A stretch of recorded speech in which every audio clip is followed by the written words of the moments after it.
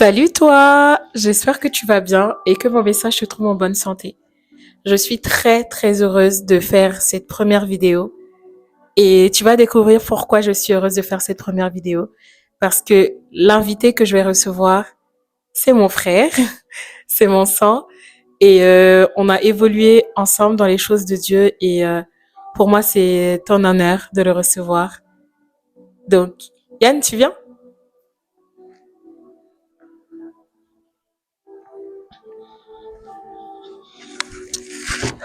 Hello, Tu fais coucou à la caméra? hello, Je sais qu'il n'est pas très à l'aise, mais on va essayer de faire avec. Ça va? ça va et toi? On est cool, on est chill, hein.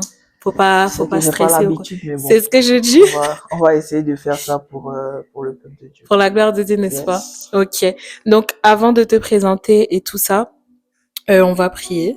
On va recommander ces instants entre les mains de Dieu afin que tout se passe bien. Yes. Je sais pas si tu veux que je fasse la prière ou...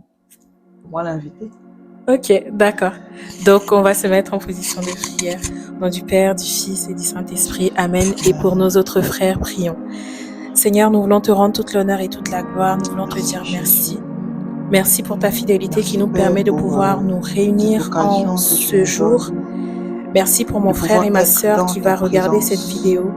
Et Père Seigneur, éternel, nous merci sommes parce déjà que reconnaissants tu es parce que présent avec nous nous. savons que cette vidéo fera Père, dans du ta bien parole, à tu cette dis personne que qui nous là où deux regarde. ou trois sont réunis Merci en parce ton que ton nom, Saint-Esprit qu'ils soient maintenant vient sûrs faire que le tu es vide présent au autour milieu de d'eux. nous, que tout Et ce qui est Père, ce soir, nous avons distraction, la tout ce qui n'est pas de conviction que toi tu es présent puisse avec nous. partir, Père, afin nous que ta savons que fidélité, Seigneur Jésus-Christ, se celui ou manifeste dans celle la qui vie de tout un regardera cette chacun. vidéo Merci, est Seigneur également Jésus-Christ. habité par ta présence. Nous savons également, Père, que ton Saint-Esprit est sur nous. Il vient parler à notre place. Père, ce soir, que ce ne soit pas Yann ou Anaïs qui parle, mais que ce soit le Saint-Esprit. Yes. Père, je veux être le premier bénéficiaire de ce message. Yes. Que ce ne soit pas un simple podcast, mais que par cette vidéo, par ce témoignage, par ce partage, de nombreuses vies soient changées. Amen. De nombreux cœurs soient transformés. Amen. Nous bénissons ton nom, Seigneur, parce que tu nous as choisis parmi tant de personnes. Merci, Seigneur. Et nous te sommes infiniment reconnaissants. Merci, Jésus. Merci, Jésus. Amen. Amen. Amen. Donc, je le disais à l'entame de la vidéo, je suis très heureuse de faire cette toute première vidéo avec mon frère qui va se présenter. Mais au-delà de ça, c'est vraiment un serviteur de Dieu que j'honore. Et c'est une bénédiction d'abord pour nous, la famille Balogun, avant d'être une bénédiction pour l'extérieur. Donc, il est responsable du groupe HFC.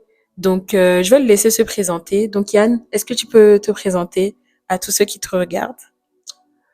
Hello, hello à tous les serviteurs de Dieu, à tous nos frères qui nous suivent, qui suivent cette, comment dire ça, Cette vidéo. cette première vidéo Yes. de Harar, n'est-ce pas? Non, pas Harar. Harar, c'est pour la partie chant. Ah, Pour l'instant, on l'a pas encore nommé cette rubrique. donc on va croit dire du podcast.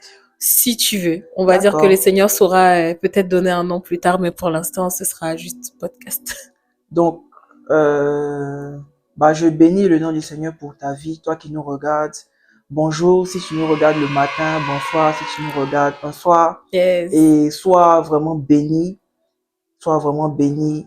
Sens-toi chanceux de participer avec nous à ce premier épisode, voilà, de ce podcast. Et pour me présenter, comme elle a dit à l'entame de ses propos, je suis Yann Philippe Balogun, donc son frère, Yes. pas son petit frère comme elle le dit, son C'est grand mon frère. petit frère. On C'est se chamaille mon chaque petit fois. frère. Donc son frère est serviteur de Dieu par la grâce de Dieu. Je suis responsable du mouvement Honored for Christ. Donc c'est un mouvement qui réunit essentiellement la jeunesse. Yes. Et le mouvement en fait a commencé en Côte d'Ivoire. Mhm. Et quand j'ai rejoint la France pour les études, Mhm. le Seigneur m'a fait la grâce d'être au devant des jeunes du HSC France. Yes. Et je profitais, si tu me permets, Bien sûr. pour honorer la vie de mon père spirituel. Coucou. Parce que c'est avec sa permission que je participe à ce podcast. Et je veux aussi profiter pour saluer mes frères du HFC. Coucou! Les gars, je vous représente. Donc voilà, hormis l'œuvre de Dieu, je travaille dans le domaine de la finance, donc je suis gestionnaire dans une société qui s'occupe de tout ce qui est service lié à l'asset management. Ok, très bien. Bon, moi je sais pas si je dois me présenter, mais si quelqu'un ne me connaissait pas et qu'il passait par là, donc moi je suis Anaïs Balogun, je suis servante de l'Éternel et je le sers notamment dans le chant par sa grâce et aussi depuis peu grâce à des vidéos d'exhortation, Très à des bénissant. vidéos comme celle-là qui sont en train d'arriver par sa grâce et surtout au niveau de la jeunesse, donc de mon église, mais aussi de toute la jeunesse qui s'identifie à moi ou qui est un peu en train de se chercher quoi dans les choses de Dieu. Par la grâce de Dieu, on a un groupe de méditation qui s'appelle Les Cœurs éveillés pour le Roi. Donc coucou les filles si vous passez par là. Et voilà, hein, c'est ce que je pourrais dire sur moi. Et donc, sans plus tarder, on va entrer dans le vif du sujet. Come on. Et ce soir ou ce matin, ce qui nous réunit, c'est le thème l'amour de Dieu. Qu'est-ce que tu as déjà entendu autour de ce thème, j'ai envie de dire? Qu'est-ce que l'amour de Dieu signifie pour toi? Qu'est-ce qu'il représente? Est-ce que si tout à l'heure je te demandais, est-ce que tu avais un exemple qui pouvait te démontrer ou qui pouvait véritablement être un signe que Dieu t'aimait, ce serait quoi? Je te laisse me dire en commentaire. Mais dans un premier temps, Yann Philippe, quand je dis l'amour de Dieu, à quoi est-ce que ça te fait penser tout de suite? Wow. Alors, faut déjà avouer que c'est pas évident de parler de l'amour de Dieu. On est d'accord.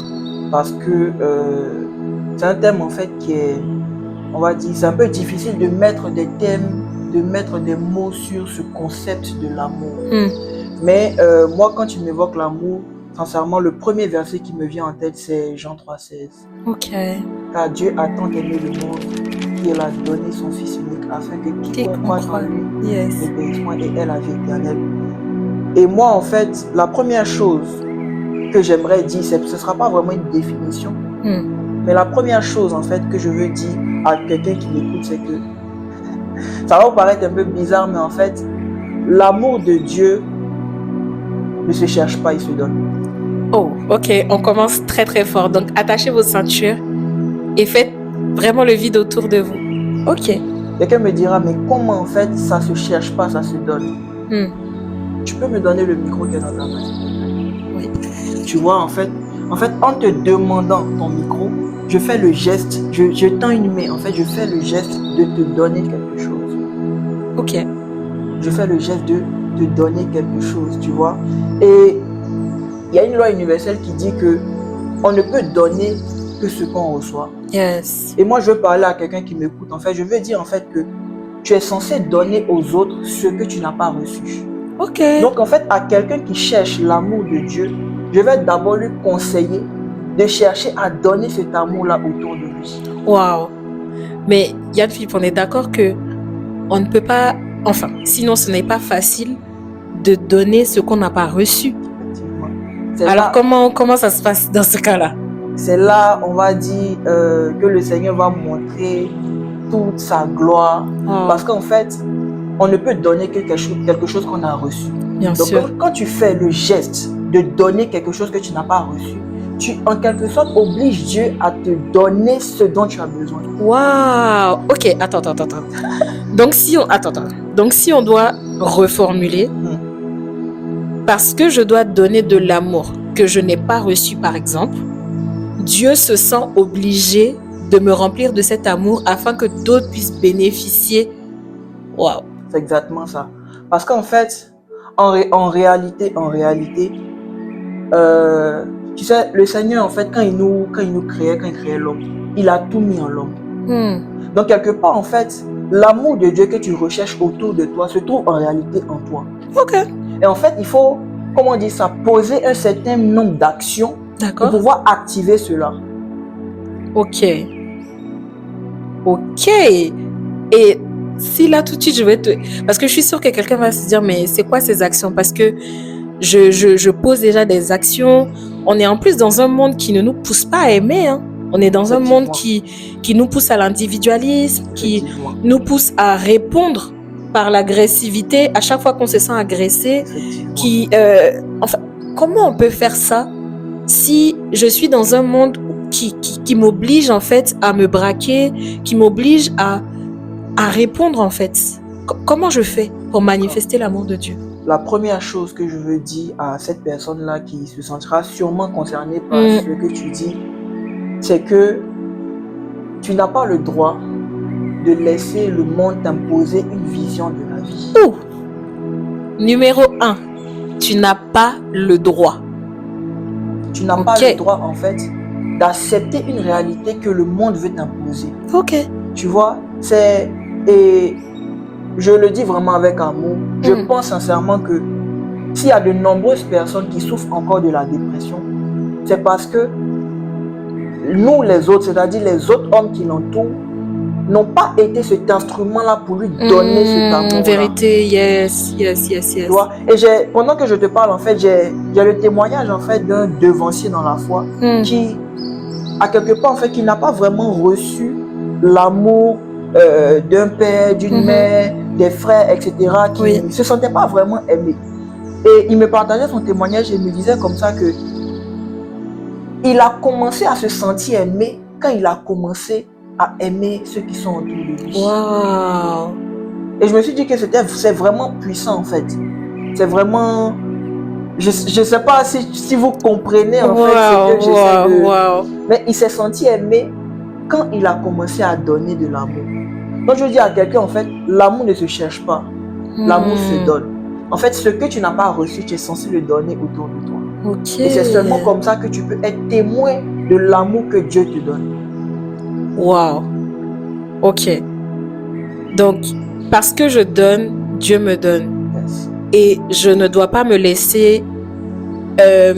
comment dire? Je ne dois pas laisser déteindre le monde sur moi. C'est-à-dire que même si je suis dans un monde, dans un environnement qui me pousse à faire ou dire des choses qui ne sont pas de Dieu, je n'ai pas le droit de. Maintenant, ici, on est dans un pays de... Ok. Le micro, je pense que ce sera mieux. Ok. Donc, ici, on est dans un pays de droit. Yes. Où on nous apprend que on est libre de nos mouvements, on est libre de nos choix, on est libre de faire ce qu'on a envie de faire en fait. Est-ce que quelque part, le Dieu qu'on nous présente, il serait pas un peu, comment dire, est-ce que ce serait pas un peu trop, un peu fermé que de se dire je n'ai pas le droit de. Est-ce que si on devait reformuler, on pourrait le présenter autrement, c'est-à-dire au-delà du fait qu'on n'a pas au-delà du fait qu'on a la responsabilité de prôner l'amour, sinon d'être l'image même de l'amour de Christ sur terre. Yes.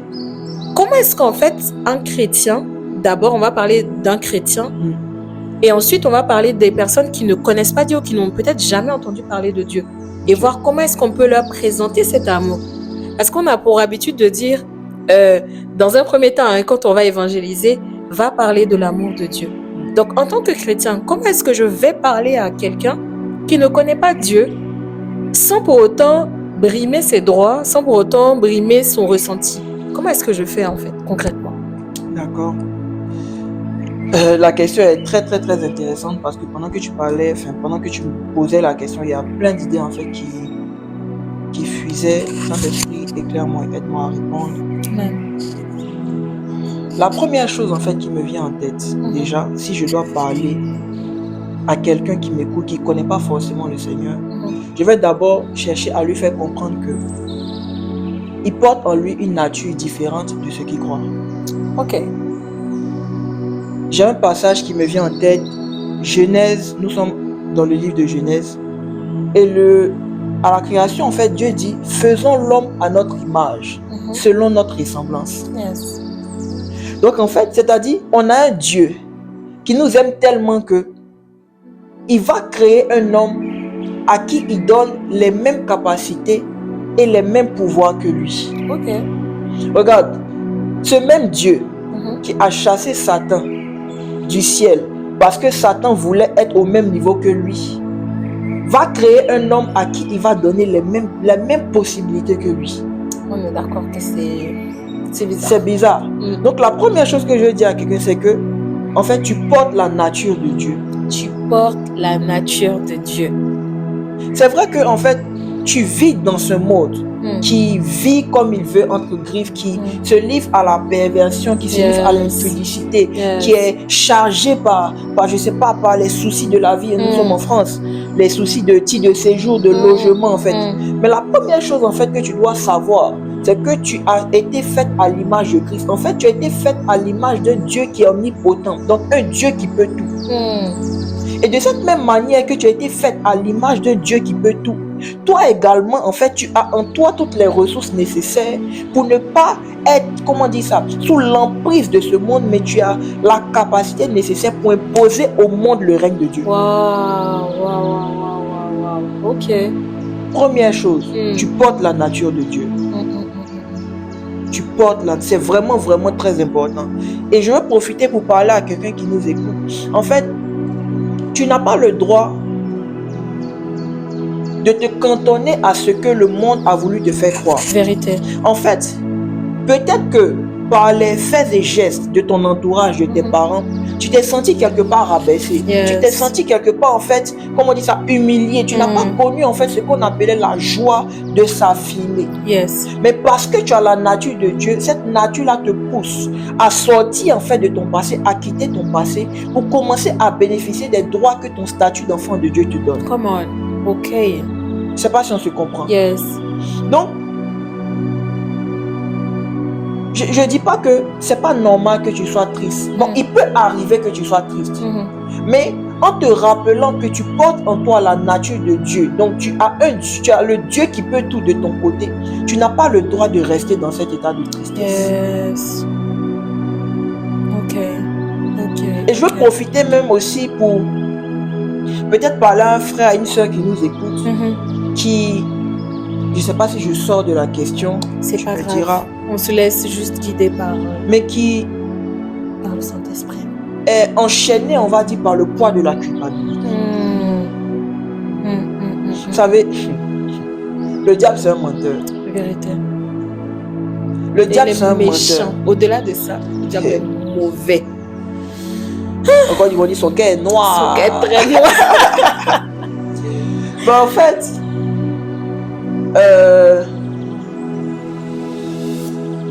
le Dieu compris, le Dieu qui est de notre côté, en fait, il aime tellement l'homme que son amour, en fait, c'est une main tendue pour nous sortir de la culpabilité. En fait, ce Jésus compris là, il n'aime pas le péché, mais il aime le pécheur. Je veux dire à quelqu'un qu'en fait, Dieu t'aime tellement qu'il ne t'en veut pas pour le péché que tu commets. Vérité. Il ne t'en veut pas en fait pour ce péché que tu n'arrives pas à laisser. D'ailleurs même, il te tend la main pour te sortir de ce péché. Je ne suis pas en train de dire en fait que je ne suis pas en train d'encourager quelqu'un à demeurer dans sa condition. À persister en fait dans cette condition. Mais je veux tout simplement lui faire comprendre que l'amour que Dieu nous donne, sinon donne à ses enfants, c'est pour le sortir du péché. Parce qu'on doit comprendre une chose, c'est qu'on n'arrive pas à quitter le péché parce qu'on est fort. On arrive à le faire par simple grâce. Tu vois un peu. Je puis tout par celui qui me fortifie en fait. C'est d'ailleurs même un des versets qui, si je peux dire, un de mes versets préférés. Tu vois. Donc, le diable, en fait, son but, c'est de maintenir les enfants de Dieu dans cette culpabilité-là. Tu vois. Donc, l'amour de Dieu, en fait, n'est pas une incitation au péché, mais l'amour de Dieu, en fait, c'est une main tendue pour sortir de la culpabilité. Donc, comment Dieu peut montrer à quelqu'un qu'il aime? Il te dit, viens malgré ton péché. Viens malgré ton péché. Il dit, n'attends pas d'être parfait, n'attends pas de tout laisser avant de venir dans ma maison. C'est un peu comme quelqu'un qui est malade et qui attend de guérir avant d'aller à l'hôpital. Toi-même aussi. Tu vois que... Non, c'est pas Il logique. y a quelque chose qui ne va pas. C'est pas logique. Tu vois. On est d'accord. Et moi, je vais dire à quelqu'un que la maison de Dieu, l'église, les mouvements de prière, ce sont les hôpitaux des chrétiens. Yes. Donc, avis à tous ceux qui ont le commentaire, c'est à l'église même qu'il y a les personnes les plus... Oui. C'est un hôpital. On est tous fous. Donc, venez aussi, vous avez votre place. Hein? Venez. C'est exactement ça. Donc, n'attends pas de vouloir tout laisser avant de venir. Non, justement, l'amour que Dieu a pour toi le pousse à te pardonner. Regarde quelque chose même qui est encore plus étonnant. C'est que à cause du péché, je ne sais pas si c'est le terme exact, mais on est sorti un peu de la présence de John Griff, Adam et Ève. L'exemple d'Adam et Ève. Mais regarde en fait le Dieu qui... C'est pas lui qui nous sanctionne, c'est à cause de notre acte qui sanctionne l'acte. Regarde ce que lui-même il fait. Il vient donner sa vie. Yes. C'est-à-dire en fait, il te donne la sanction et puis il dit non, toi tu peux pas, laisse-moi prendre ta place. Waouh. Waouh. Donc quand tu m'as dit c'est pas un roi qui est là. Clairement. Mais le sacrifice à la croix en fait. C'est exactement Quel signe plus grand. Quel signe plus grand. Donc si je veux juste résumer ce que tu viens de dire. Un frère qui est affermi dans le Seigneur et qui veut aller gagner une âme au Seigneur en lui manifestant son amour, c'est justement lui présenter un Jésus qui ne juge pas. Exactement. Un Jésus qui n'attend pas qu'on soit propre pour venir se laver. Un Jésus qui est prêt à tendre la main à celui qui tombe dans le péché. Un Jésus qui est prêt à ce que à chaque fois tu tombes, tu te relèves, tu tombes, tu te relèves, tu tombes, tu te relèves. Il est toujours là à te tendre la main en fait. Et il t'aide. Et aussi pour parler en fait à nos frères chrétiens. Vous allez m'excuser. Excusez-nous beaucoup. Mais en fait, s'il y a de nombreuses personnes qui perdent dans le péché, c'est parce que nous les chrétiens en fait, on leur donne pas l'envie de venir à Christ. Come on. Et period. Totalement d'accord avec toi. En fait, quand on va au contact des personnes qui ne sont pas encore ancrés dans cette foi, qui ne vivent pas encore conformément, comment dire ça, aux règles du royaume. En fait, quand tu vas vers lui, en fait, cette personne, tu dois comprendre que c'est pas cette personne que tu combats, mais c'est l'esprit derrière cette personne que tu combats. Yes. En fait, l'amour que tu vas manifester à cette personne sera en fait un prétexte que Dieu va utiliser en fait pour tirer cette personne. Il va dire, en fait, lui, il vit pas comme moi, mais il m'a pas approché en me jugeant. En fait, il m'a d'abord compris. Il m'a dit que c'est pas de ma faute. Et voici une solution qu'il me donne. Te donne, bien sûr.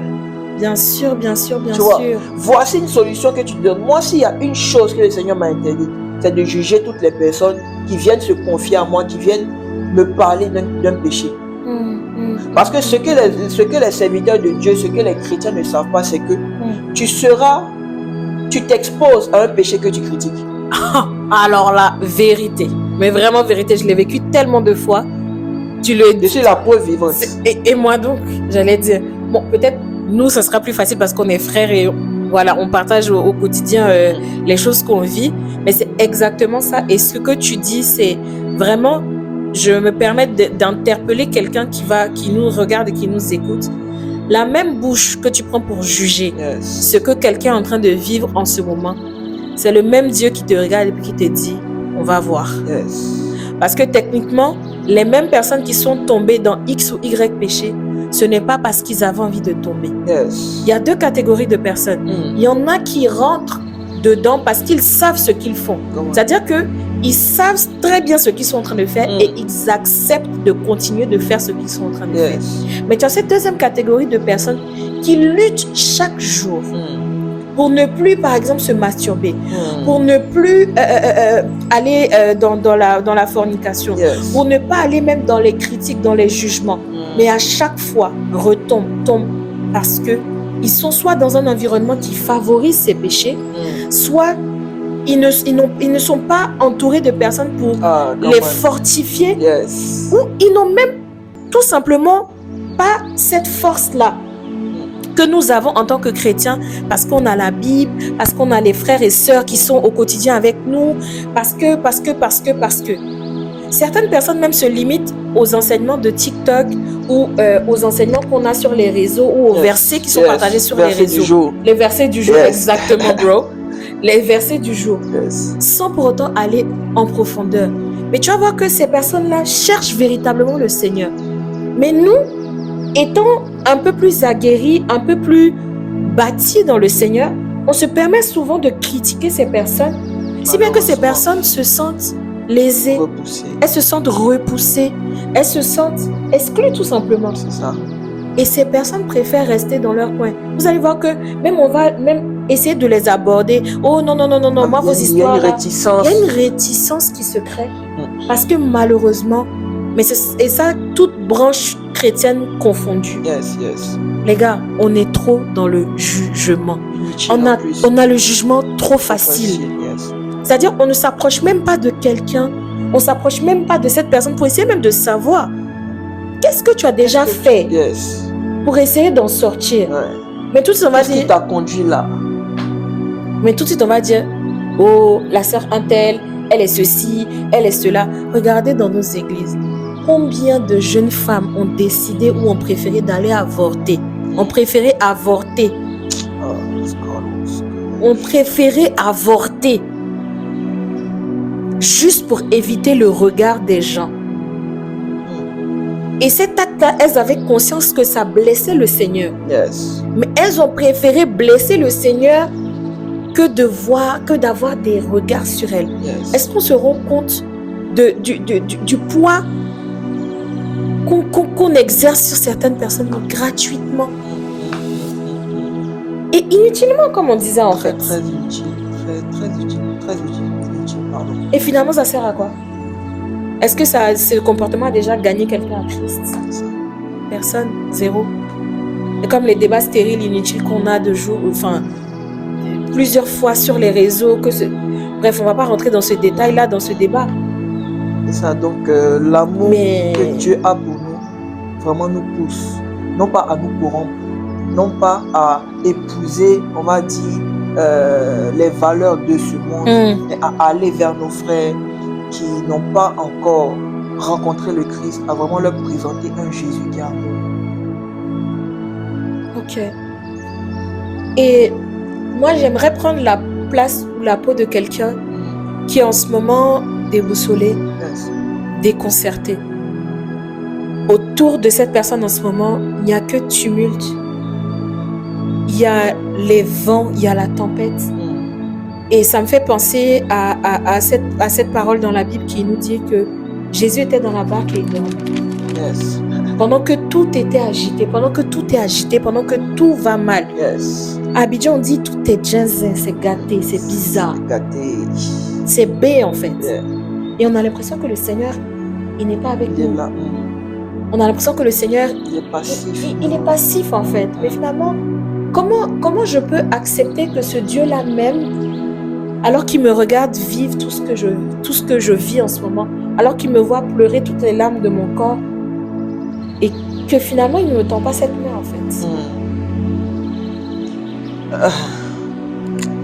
Alors, pour répondre à ta question, c'est vraiment une question très pertinente.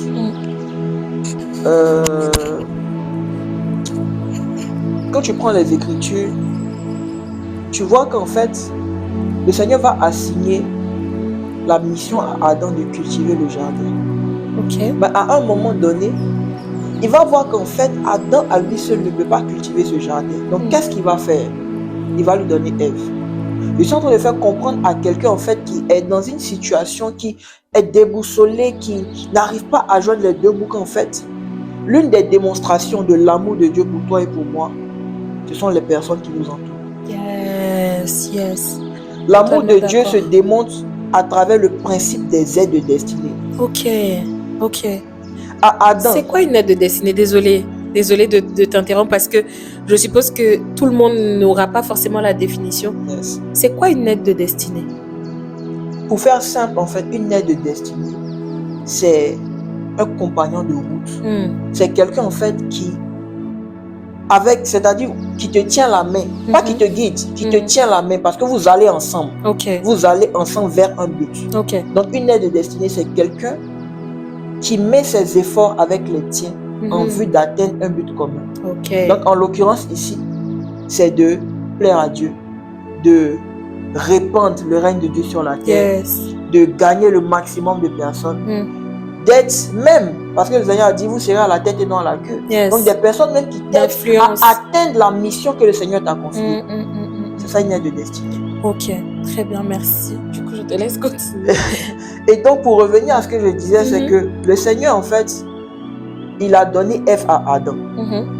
Lorsque tu lis Genèse, lorsque tu vois que le Seigneur confie la mission à Moïse de faire sortir son peuple, Moïse est inquiet. Il dit, mais Seigneur, enfin, je ne sais pas parler, tu veux me mettre dans quoi là? Le Seigneur, la Bible dit que Dieu s'est mis en colère. Il dit, ne vois-tu pas ton frère Aaron qui arrive? Même quand tu vas plus loin dans le livre d'Exode, lorsqu'il était question de construire l'arche de l'Alliance, la Bible dit que il a été confié à Betsalel. Betsalel, c'est quelqu'un en qui le Seigneur avait mis vraiment l'intelligence et la sagesse. C'est un multipotentiel. Voilà, pour pouvoir faire l'arche et tout ça et tout ça. Mais la Bible dit aussi que il lui a été donné comme compagnon au Oliab. Pour l'aider dans cette mission. Pour l'aider dans cette mission. Donc, qu'est-ce que je veux dire? C'est que le Seigneur, en fait, a mis autour de nous certaines personnes qui vont nous aider à sortir de cette situation. La réponse à la prière d'un homme, c'est un homme. Donc, pour pouvoir sortir de cette situation que tu vis, cette situation que tu ne contrôles pas forcément, la première chose à faire, ce n'est pas de t'isoler, c'est de t'ouvrir. Vérité. Yes. C'est de t'ouvrir. Et le diable, en fait, comment il agit? Il nous pousse dans la solitude, c'est-à-dire à nous renfermer sur nous-mêmes. Pourtant, si Dieu voulait que tu sois seul, il allait créer un monde pour toi. Il allait créer un monde pour moi. Je disais, il allait nous créer sur une planète. Chacun allait avoir sa planète. Tu vois? Clairement. Et moi, je pense sincèrement, ça reste mon avis, que c'est une forme d'orgueil. De se renfermer sur soi. En fait, quand tu te renfermes sur toi, tu es en train de dire, je n'ai pas besoin des autres. Donc, quand tu dis, je n'ai pas besoin des autres, c'est que tu dis, tu n'as pas besoin de... Ça veut dire que Dieu, en fait, il a fait quelque chose d'inutile. Genre, il s'est trompé, en fait. Il s'est trompé en mettant les hommes autour de toi. En fait, tu ne seras pas appelé à aller vers tout le monde, mais tu es appelé à aller vers des hommes. Yes. Mais moi, j'allais dire là comme ça, parce que quelqu'un va peut-être se poser la question de se dire, mais je veux bien, hein, c'est bien beau de savoir que le Seigneur appelle et le Seigneur met des personnes sur le chemin pour pouvoir nous aider dans cette mission. Mais comment je fais pour les reconnaître? Comment je sais que cette personne-là, c'est une personne de destinée et c'est pas un usurpateur? Parce qu'on a plusieurs cas aussi dans la Bible où, par exemple, on a pris le cas de Moïse tout à l'heure. Yes, mais moi, j'aurais pu prendre le cas de Lot et Abraham. Le Seigneur lui a dit, quitte ta parenté, va. Lui, il a pris Lot pour partir avec, alors que le Seigneur ne lui avait pas demandé, en fait, justement, de partir avec Lot. Donc, comment est-ce que je sais que, par exemple, telle personne, c'est une personne de destinée? Qu'est-ce qui fait d'elle, en fait, une personne de destinée? Comment est-ce que je discerne, en fait? Ok. Je ne vais pas donner une recette magique. Il n'y en a pas, tout simplement. Yes. Voilà. Et comme on a dit tout à l'heure, l'hôpital